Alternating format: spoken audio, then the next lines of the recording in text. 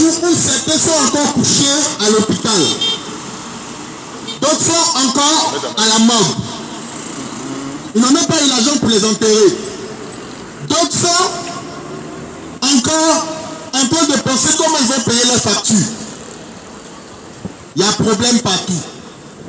Mais la seule chose qui arrive à t'amener à réparer ton problème, c'est la connaissance. C'est la connaissance. Quand tu sais comment tu vas faire pour sortir de ton problème, c'est ce qui peut t'aider. Mais quand tu ne connais pas, il y a problème. Donc ce matin, je suis venu partager quelque chose avec toi ce matin. Et ce matin, ce que je suis venu partager, c'est quoi? C'est qu'il faut que tu remplis ton dépôt. Quand on dit dépôt, c'est ton âme. L'âme de l'homme peut être vide. L'âme de l'homme peut être pauvre. L'âme de l'homme peut être malade. C'est pour ça que la Bible déclare que sois en bonne santé comme l'état de ton âme. Et ce matin, je viens dire à quelqu'un, si tu avais ta Bible, aujourd'hui, il y a certaines discriminations. Le Dieu que nous servons est un Dieu universel. Il ne regarde pas si tu fais freaking pour prier, mais il regarde à la sincérité de ton cœur.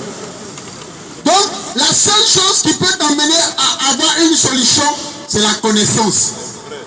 Aujourd'hui, tu peux marcher, tu peux dire je vais à l'église, tu peux dire je vais dans telle communauté, tu peux dire que tu vas dans certains lieux, mais si tu ne lis pas ce qu'on t'a donné pour lire, la Bible, écoute, tu vas échouer.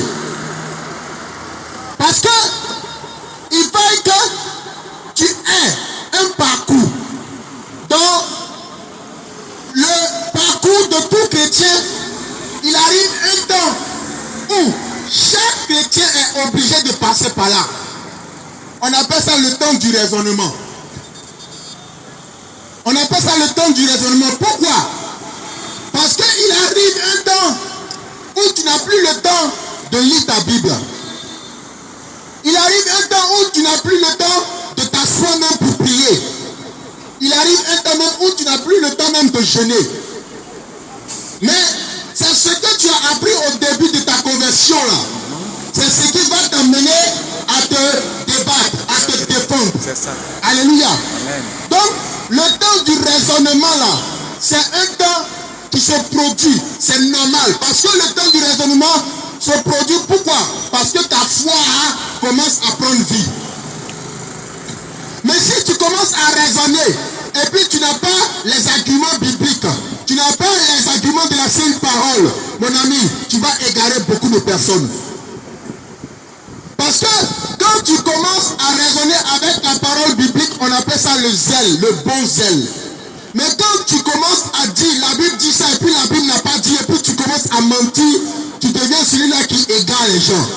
Tu deviens un menteur.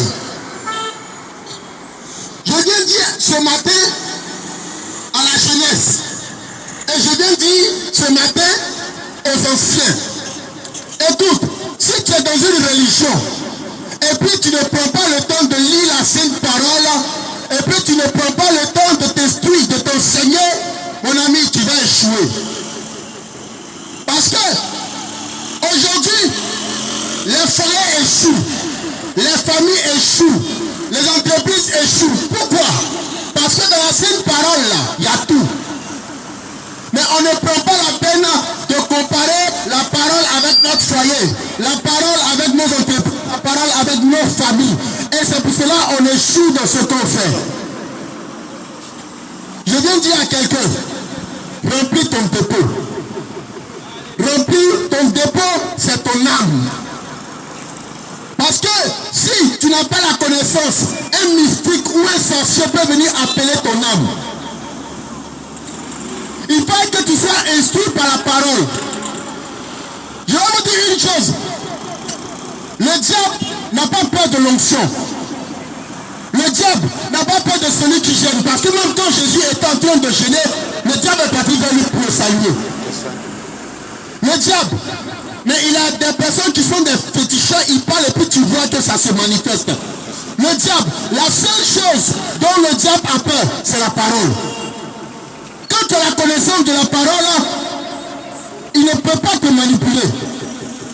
Quand tu as la connaissance de la parole, il ne peut pas te contrôler. Au commencement était la parole. Et le diable a été vaincu par l'ange Michael. Il y a eu un combat dans le ciel. Et quand il y a eu le combat, les deux étaient puissants.